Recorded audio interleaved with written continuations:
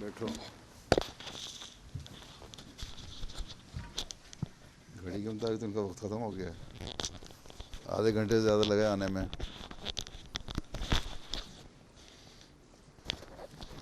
ہاں ساروں کو اردو آتی ہے. You understand Urdu? نہ جو اردو آتی ہے نہ انگلش آتی ہے تو پھر سمجھ کس طرح آئے گی میری باتوں کی. خواجہ حیات تلاوت.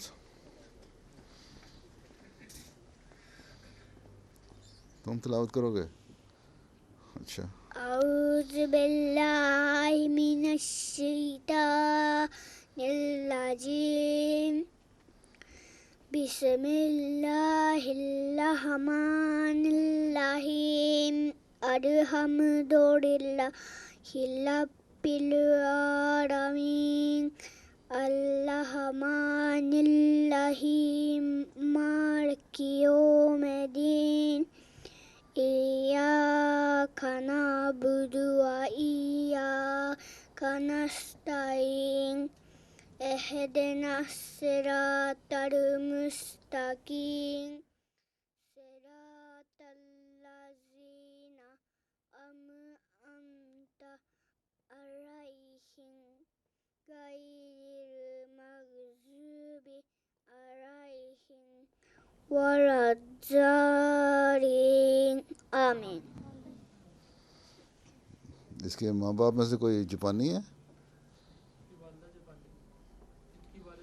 جو والدہ جاپانی ہے؟ اچھا. ترجمہ احمد یحییٰ.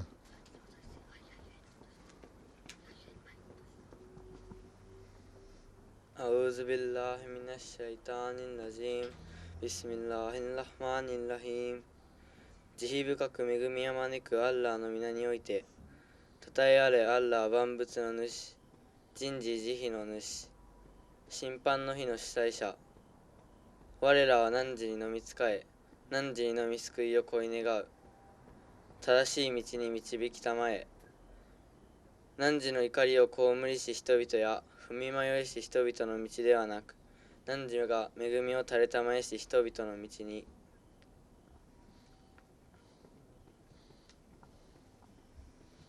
اچھا.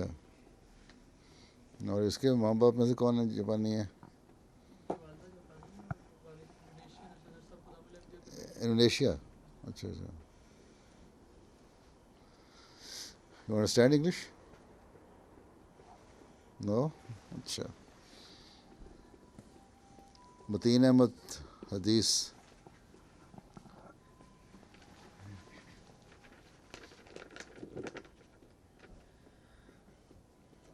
اللہم صلی علی محمد وعلی آل محمد کما صلیت علی ابراہیم وعلی آل ابراہیم انک حمید مجید. اللہم بارک علی محمد وعلی آل محمد کما بارکت علی ابراہیم وعلی آل ابراہیم انک حمید مجید. ساری دنیا میں درود شریف بڑی جلدی سے پڑھنا سکھایا جاتا ہے. پتہ نہیں آرام سے کیوں نہیں پڑھتے. آرام آرام سے دوبارہ پڑھو اور آرام سے پڑھو علی آل محمد کہہ کے. اللہم صلی علی محمد وعلی آل محمد کما صلیت علی ابراہیم وعلی آل ابراہیم انک. علی ابراہیم و علی آل ابراہیم. پھر سے پڑھو. دوبارہ پڑھو. اللہم صلی علی محمد وعلی آل محمد کما صلیت علی ابراہیم وعلی آل ابراہیم انک حمید مجید. اللہم بارک علی محمد وعلی آل محمد کما بارکت علی ابراہیم وعلی آل ابراہیم انک حمید مجید.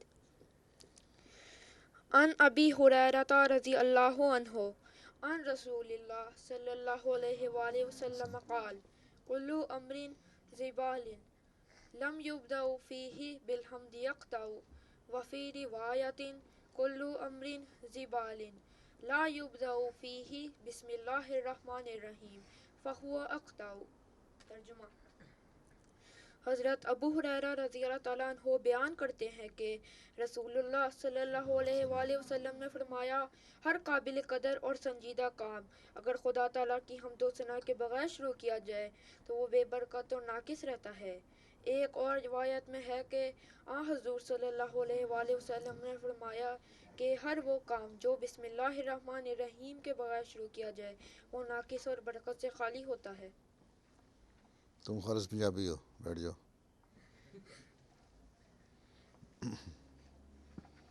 یہ نظم یاسر جنود. بسم اللہ الرحمن الرحیم. یہاں بھی جنود ہے کوئی؟ اچھا تو تنیا میں سارے پھٹ لے ہوئے ہو. کلام حضرت خلیفۃ المسیح ثانی. یاروں مسیح وقت کے تھی جن کی انتظار،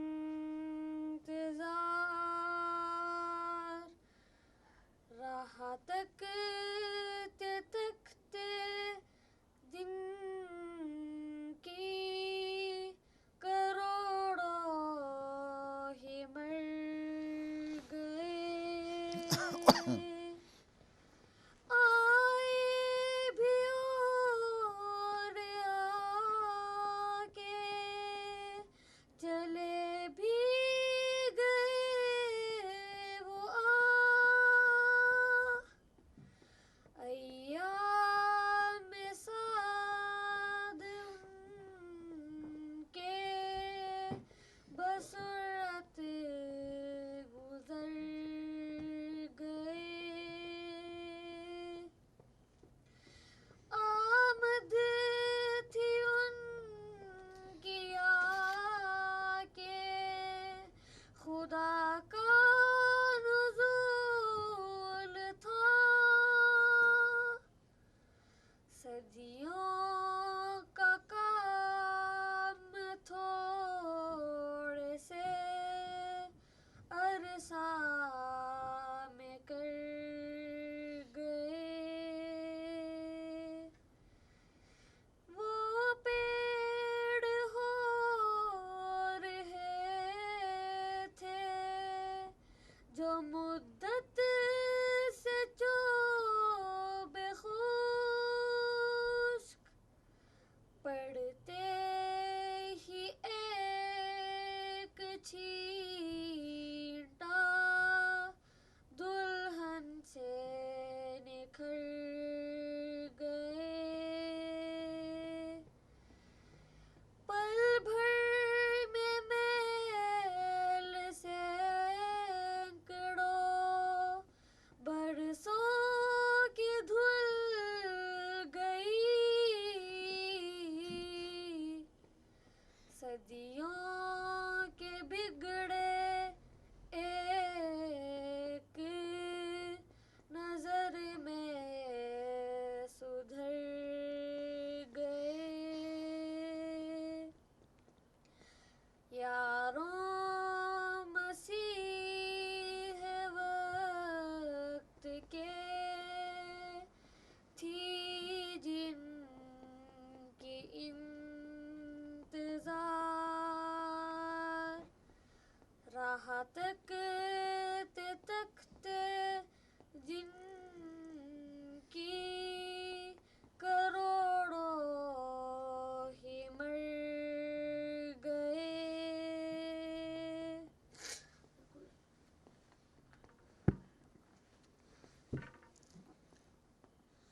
صبور احمد.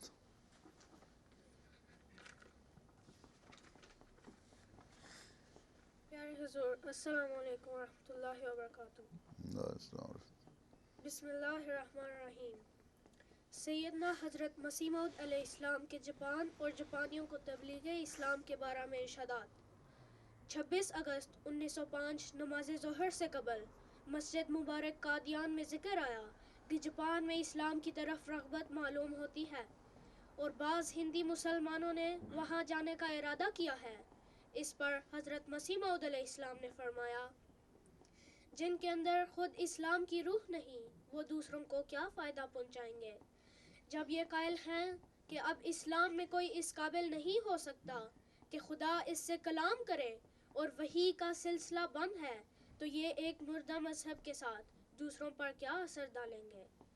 یہ لوگ صرف اپنے پر ہی ظلم نہیں کرتے ہیں، ان کو اپنے عقائد اور خراب اعمال دکھا کر اسلام میں داخل ہونے سے روکتے ہیں. ان کے پاس کون سا ہتھیار ہے جس سے غیر مذاہب کو فتح کرنا چاہتے ہیں. جاپانیوں کو عمدہ مذہب کی تلاش ہے، ان کی بوسیدہ اور ردی متاع کون لے گا. چاہیے کہ اس جماعت میں سے چند آدمی اس کام کے واسطے تیار کیے جائیں جو لیاقت اور جرت والے ہوں اور تقریر کرنے کا مادہ رکھتے ہوں۔ ملفوظات جلد نمبر 7۔ نیز جاپان کے متعلق مزید فرماتے ہیں، ضعف اسلام کے زمانے میں جبکہ دین مالی امداد کا سخت محتاج ہے، اسلام کی ضرور مدد کرنی چاہیے۔ جیسا کہ ہم نے مثال کے طور پر بیان کیا ہے، جاپانیوں کے واسطے ایک کتاب لکھی جاوے اور کسی فصیح و بلیغ جاپانی کو 1000 روپیہ دے کر ترجمہ کرایا جائے اور پھر اس کا 10,000 نسخہ چھاپ کر جاپان میں شائع کر دیا جائے۔ ملفوظات جلد نمبر 8۔ پھر فرماتے ہیں، مجھے معلوم ہوا ہے کہ جاپانیوں کی اسلام کی طرف توجہ ہوئی ہے، اس لیے کوئی ایسی جامع کتاب ہو جس میں اسلام کی حقیقت پورے طور پر درج کر دی جائے، گویا اسلام کی پوری تصویر ہو، جس طرح پر انسان سراپا بیان کرتا ہے اور سر سے لے کر پاؤں تک کی تصویر کھینچ دیتا ہے، اس طرح سے اس کتاب میں اسلام کی کوئی خوبیاں دکھائی جائیں، اس کی تعلیم کے سارے پہلوؤں پر بحث ہو اور اس کے ثمرات اور نتائج بھی دکھائے جائیں، اخلاقی حصہ الگ ہو اور ساتھ ساتھ دوسرے مذاہب کے ساتھ اس کا مقابلہ کیا جائے۔ ملفوظات جلد نمبر 8۔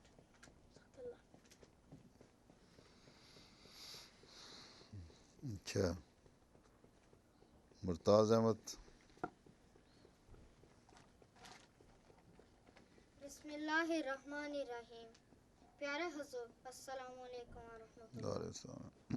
میری تقریر کا عنوان ہے جاپان میں احمدیت۔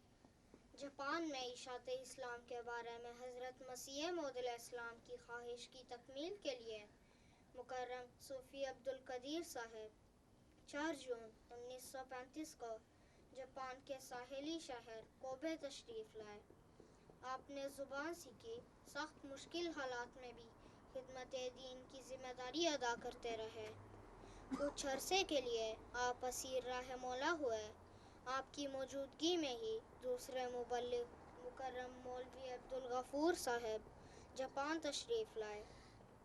جنگ عظیم دوم کی وجہ سے جاپان میں تبلیغ کا سلسلہ جاری نہ رہ سکا۔ جنگ عظیم میں شکست کے بعد 1951 میں حضرت چودھری محمد ظفر اللہ خان صاحب نے ایک ٹوٹے پھوٹے ملک کی تعمیر و ترقی کے لیے تاریخی کردار ادا کیا۔ 1959 میں مکرم محمد اویس کوبایاشی صاحب ربوہ گئے اور اسلام احمدیت کی آغوش میں داخل ہو گئے۔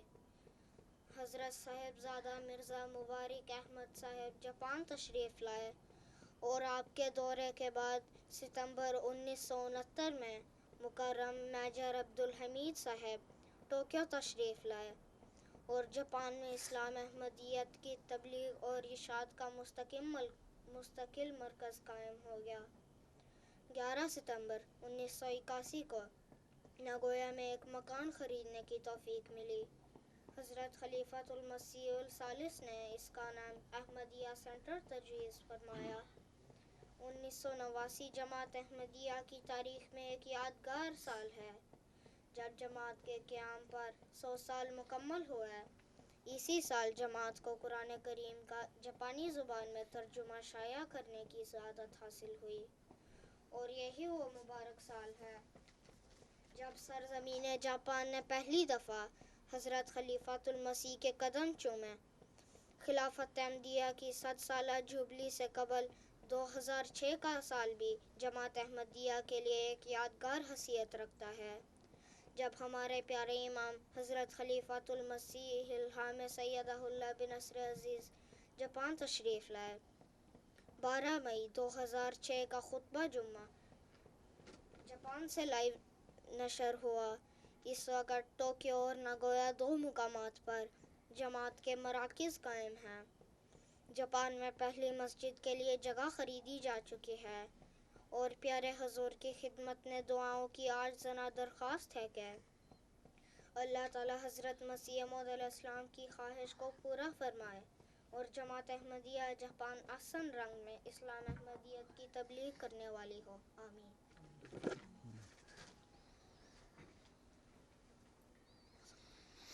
جی معظم بیگ صاحب، زلزلے اعوذ باللہ من الشیطان الرجیم بسم اللہ الرحمن الرحیم. پیارے حضور السلام علیکم. السلام. پیارے حضور، میری تقریر کا عنوان ہے جاپان میں آنے والے زلزلے اور سونامی اور حضور کی خدمت میں دعاؤں کی درخواست. 3 مارچ 2011 کو جاپان کے شمال مشرقی علاقوں میں ایک شدید زلزلہ آیا جس کی شدت 9 ریکارڈ کی گئی. دنیا کی تاریخ میں اب تک آنے والے زلزلوں میں سے اسے چوتھا بدترین زلزلہ سمجھا جا رہا ہے. اس زلزلے کے بعد 6 اور 7 شدت کے بھی آفٹر شاکس آئے، لیکن سب سے زیادہ بدترین اور خوفناک آفت سونامی تھی. سونامی جاپانی زبان کا لفظ ہے جس کا مطلب ہے سمندر کی لہر، اور اس زلزلے کے بعد دنیا کی سب سے بلند اور خطرناک سونامی برپا ہوئی. زلزلے کا مرکز جاپان کے ساحل سے 69 کلومیٹر دور تھا اور 10 سے 30 منٹ کے دوران ہی سونامی کی بڑی بڑی لہریں خشکی تک پہنچی، اور سونامی کی سب سے بڑی لہر 40 میٹر تک بلند تھی، لیکن 10 اور 12 میٹر کی عام لہریں سینڈائی شہر اور دیگر نواحی علاقوں میں داخل ہوئی اور ایئرپورٹس میں بہت سارے علاقوں کو اپنے لپیٹ میں لے لیا. مینامی سانڈیکو شہر میں 10,000 کے قریب لوگ لاپتہ ہوئے اور سب سے زیادہ اموات ایشینوما کی شہر میں ریکارڈ کی گئی.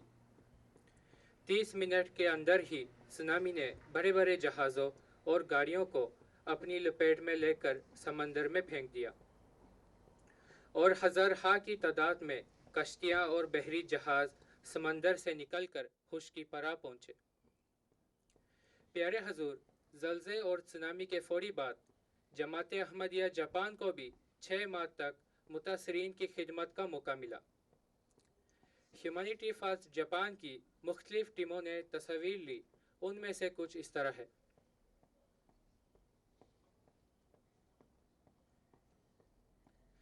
پیارے حضور، جاپان میں بکثرت زلزلے آتے رہتے ہیں، اور آئندہ 30 سال کے دوران ناگویا اور ٹوکیو کے علاقوں میں بھی ایک بہت بڑا زلزلے کی بھی پیش گوئی کی جا رہی ہے. جاپان میں اسکولوں کے پہلے دن بچوں کو زلزلوں سے بچنے کی مشقیں بھی کروائی جاتی ہیں اور حفاظتی تدابیر اختیار کرنے کے طریق سکھائے جاتے ہیں. عام طور پر عمارتیں اور پل وغیرہ اس طرح بنائے جاتے ہیں جو 8 تک کی شدت کے زلزلوں کو برداشت کر سکتے ہیں، لیکن سونامی ایک ایسی آفات ہے جس نے جاپانی قوم کو بہت پریشان کر رکھا ہے، اور پھر ایٹمی ری ایکٹرز کی تباہی نے ہیروشیما اور ناگاساکی پر ایٹمی حملوں سے بھی زیادہ تشویش پھیلائی ہوئی ہے. پیارے حضور کی خدمت میں دعاؤں کی درخواست کرتا ہوں کہ اللہ تعالیٰ جاپانی قوم کو زلزلوں اور سونامی کی آفت سے محفوظ رکھے اور انہیں اپنے خالق و مالک کو پہچاننے اور اس کی حفاظت میں آنے کی توفیق بخشے. آمین. جزاکم اللہ ثنا الجزا. اچھا،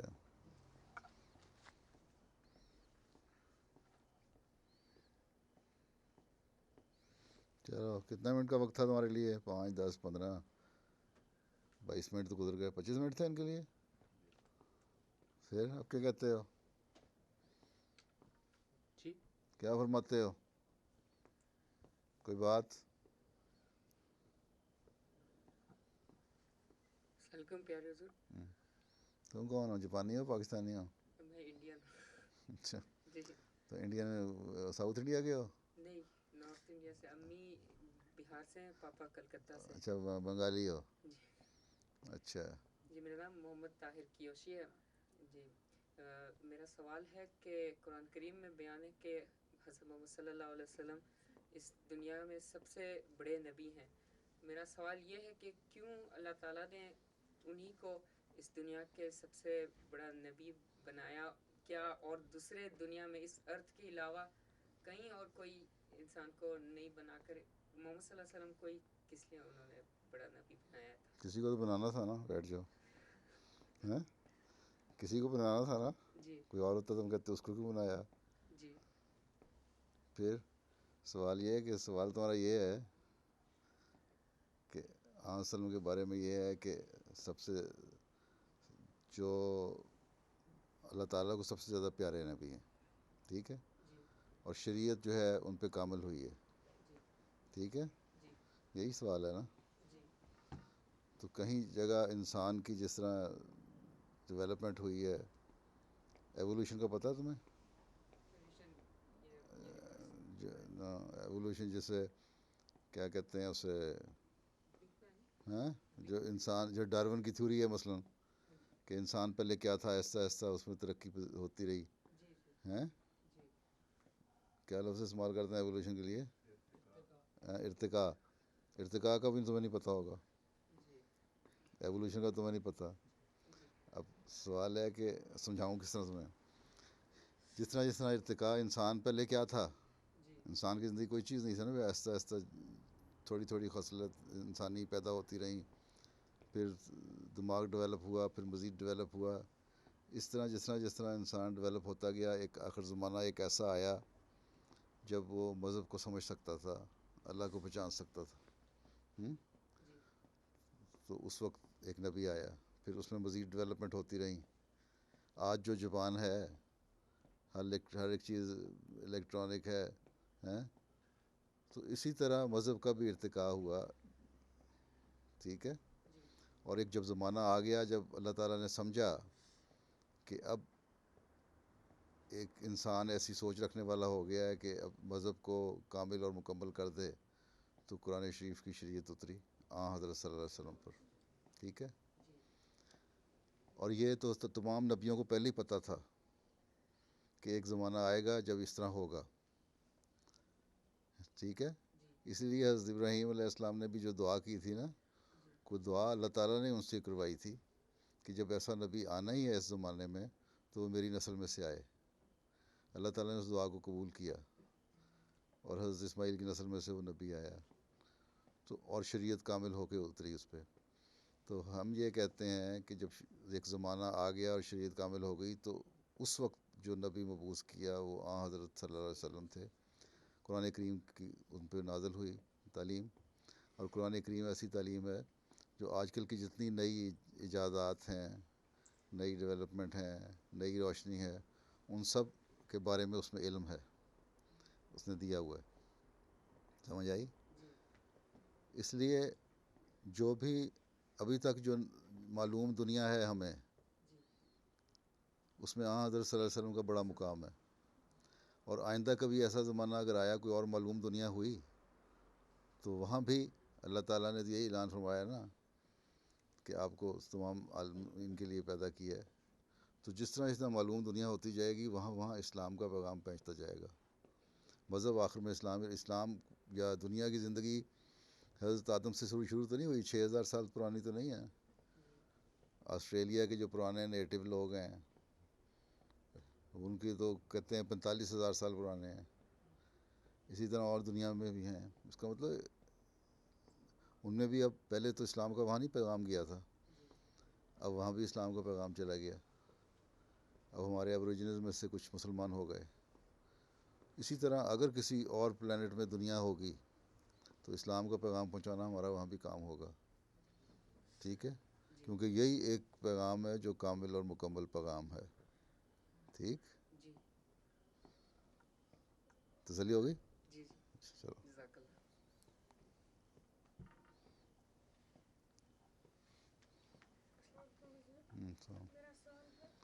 میرا سوال میرا سوال ہے کہ یہ حضرت عیسیٰ علیہ السلام کے بارے میں اتنے زیادہ پروفس ہیں کہ وہ جب ان کو سلیپ پہ مارا گیا، وہ وہاں سے اٹھ کے تو کشمیر ہجرت کر گئے تھے. آپ ادھر نہیں اٹھ کے چلے گئے تھے اتارا. ہاں، ایک بار سلیپ دی گئی، پھر ان کو وہاں سے اتارا گیا، جلدی اتار لیا گیا. پھر 3 دن وہ ایک غار میں رہے، پھر وہاں ان کا علاج ہوا، پھر وہاں سے ایک اور جگہ منتقل ہوئے ہیں. پھر ٹھیک، پھر آہستہ آہستہ سفر کے قابل ہوئے، چلتے رہے. پھر کیا ہوا؟ اور یہ جو کرسچنز ہیں جن کی کرسچنز ان کی ریسرچ اتنی تیز ہے، لیکن یہ پھر بھی کیوں نہیں مانتے کہ وہ ہجرت کر گئے تھے؟ ان کی ریسرچ تیز ہے، لیکن یہاں آ کے ان کی آنکھیں آندھی ہو جاتی ہیں. بیٹھو. ایک دفعہ ایک عیسائی پادری، پتہ نہیں عیسائی پادری کیا ہوتا ہے، کرسچن، اس سے حضرت خلیفۃ المسیح اول کی بحث ہو رہی تھی، تو انہوں نے اس کو ثابت کیا کہ تم جو کہتے ہو نا تثلیث کی بات کرتے ہو، تین ٹرینیٹی کی بات کرتے ہو، یعنی تین ہے، خدا اور رول قدس اور باپ بیٹا رول قدس ہیں، یہی کہتے ہیں نا کرسچنس، تو یہ سمجھ نہیں آتی، ان کو ثابت کیا کہ تمہارا نظریہ یہ غلط ہے۔ تو عیسائی پادری جو تھا، جب اس کو کوئی دلیل نہیں نہ آئی، تو وہ کہتا کہ تم لوگ ایشین جو ہو نا، ایشین، یہ بات، یہ جو پوائنٹ ہے نا، اس کو سمجھ نہیں سکتے، تم لوگوں کا دماغ ہی نہیں ایسا، ہم جو یورپین ہیں، ہم جو عیسائی ہیں، ہمارا دماغ بڑا تیز ہے۔ حضرت خلیفہ اول نے کہا کہ شکریہ، تم نے میرا مسئلہ حل کر دیا، کیونکہ عیسیٰ علیہ السلام تمہاری کتابوں کی روح سے بھی ایشین تھے، جب عیسیٰ کو سمجھ نہیں آئی اس مسئلے کی، تمہیں کہاں سے سمجھ آ گئی ہیں؟ تو اس لیے کرسچن کا دماغ تیز ہے، یہاں کے اندھے ہو جاتے ہیں۔ چلو، اور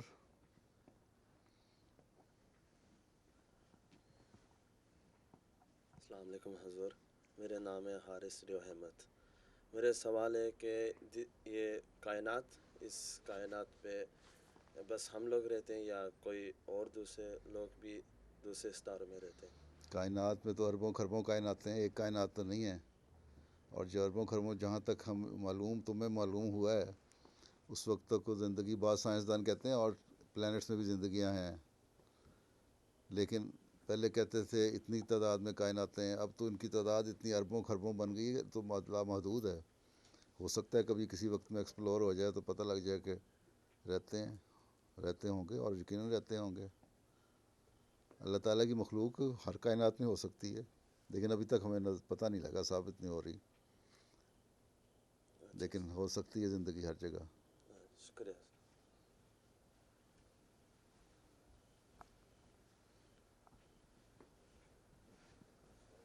السلام علیکم حضور، میرا نام سید اختر ہے۔ میرا سوال یہ ہے کہ موسیٰ علیہ السلام نے جب خواہش کی اللہ میاں دیکھنے کی، تو اس وقت اللہ میاں نے انہیں اپنا روشنی دکھائی تھی یا کیا دکھایا؟ اللہ میاں نے کہا تھا کہ تم مجھے نہیں دیکھ سکتے، میں نے اصرار کیا، اللہ میاں نے کہا اچھا پھر اس پہاڑ کو دیکھو، اگر یہ اپنی جگہ پہ قائم رہا تو تمہیں پتہ لگ جائے گا۔ ایک جلوہ تھا اللہ تعالیٰ کا جو اس پہاڑ کے اوپر اس روشنی کی صورت میں اللہ تعالیٰ نے دکھایا، وہ کیا گرج تھی، چمک تھی، ایک ہے، اس سے پہاڑ کا جو دھماکہ ہوا ہے اور اس کے ٹکڑے اڑے ہیں نا، تو حضرت موسیٰ بے ہوش ہو کے گر پڑے تھے۔ میں نے کہا اللہ میاں مجھے ایمان آ گیا تجھ پہ۔ سندھیوں نے اپنی زبان میں اس پہ ایک بڑی لمبی کہانی بنائی ہوئی ہے، وہ یہاں سنائی نہیں جا سکتی، تمہیں سمجھ نہیں آئے گی۔ چلو، جزاکم تو اللہ۔ ایمان تو ان کو پہلے بھی تھا، صرف دیکھنا چاہتے تھے، اللہ کا جلوہ نہیں دیکھ سکے۔ اور اللہ کا جلوہ ہی ہے جو مطلب ہے کہ نظر آ سکتا ہے، اللہ تعالیٰ کی ذات تو نظر نہیں آ سکتی، ایک نور ہے۔ ٹھیک ہے، جزاکم اللہ۔ تمہیں ہر چیز میں اللہ نظر آنا چاہیے۔ جاپان میں جو اتنی بڑی بڑی باتیں ہیں، ماؤنٹ فوجی ہے پہاڑی، وہاں دیکھو، جنگل دیکھو، پہاڑ دیکھو، درخت دیکھو، سبزہ دیکھو، طوفان آتے ہیں وہ دیکھو، تو اللہ تعالیٰ کے جلوے ہی ہیں یہ۔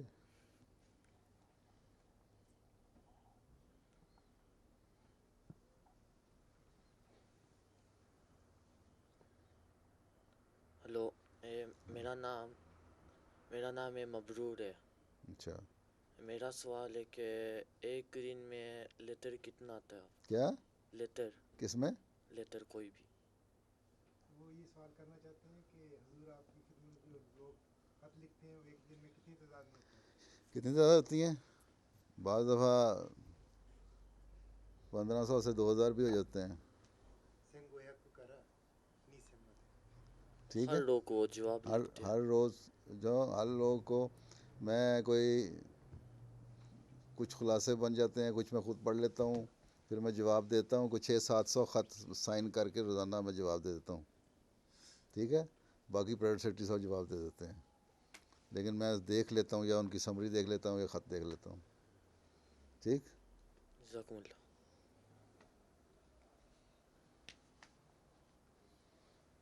چلو متین صاحب تمہارا آخری سوال ہے, لڑکیوں کا وقت بھی ہو رہا ہے اب.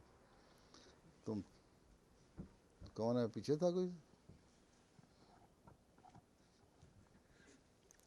میرا یہ سوال ہے کہ پیارے حضور نے چھوٹے ہوتے ہو کہ سوچا تھا کہ آپ بڑے ہو کر کیا بنیں گے؟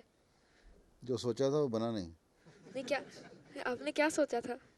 ویسے آپ نے کیا سوچا تھا کہ پہلے آپ بنیں گے؟ بہت کچھ سوچتا رہا, ملتا رہا.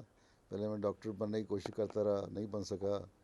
پھر میں ایک زمانے فوج میں جانے کی خواہش ہوئی, پھر کچھ اور, پھر بہرحال آخر میں کچھ نہ کچھ جو میری دلچسپی تھی نا ایگریکلچر میں تھی, تو پھر وہ ویسے میں نے بھی سوچا تھا کہ ایگریکلچر کروں. اچھا ہے تو ضرور کرو, بیٹھ جاؤ. چلو پھر اللہ حافظ, جاؤ گھروں کو, اپنے گھروں کو نہیں جاؤ, نماز پڑھ کے جانا.